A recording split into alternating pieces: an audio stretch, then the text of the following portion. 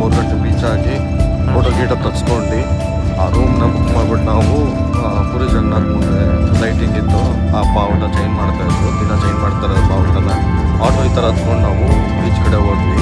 ಅದು 1 kilometre 2 kilometre ದೂರ ಇದೆ. ದೂರಕ್ಕೆ ನಡೆಯೋಕ್ಕಾಗೋದಿಲ್ಲ, ಆಟೋ ತೊಗೊಂಡೆ ಹೋಗ್ಬೇಕಾಗುತ್ತೆ. ಒಬ್ಬರಿಗೆ 20 ರೂಪಾಯಿ ತೊಗೊತಾರೆ.